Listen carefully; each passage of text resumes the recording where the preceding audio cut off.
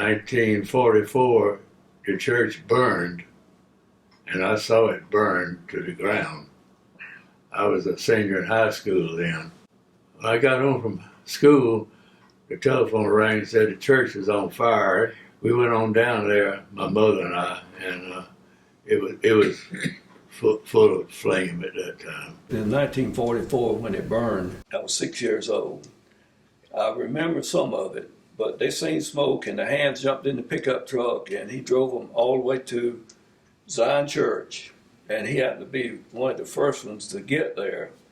And he got only a little small chair.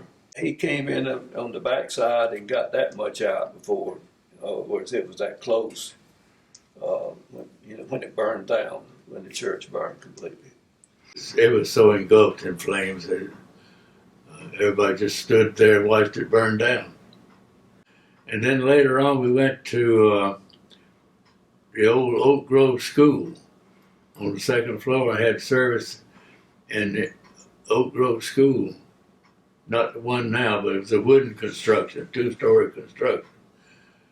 We had our service upstairs because that was the auditorium for the school until the church was rebuilt. We could not get a permit to tear down and rebuild. That was during the war.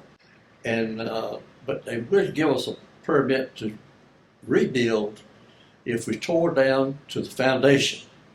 And you'll notice today there's two discolorations of the brick.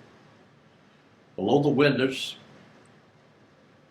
a new brick starts coming up. It's the foundation of the sanctuary is the only thing that is original to 1922 because of the fire in 44.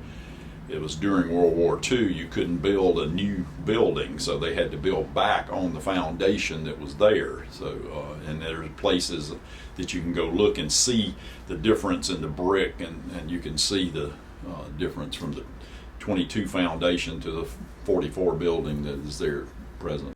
And when the church was rebuilt, it was completely paid for because people in the congregation gave all the timber, and the Carter brothers sold the timber, and donations paid for the rest of the building. It was completely paid for when it was finished.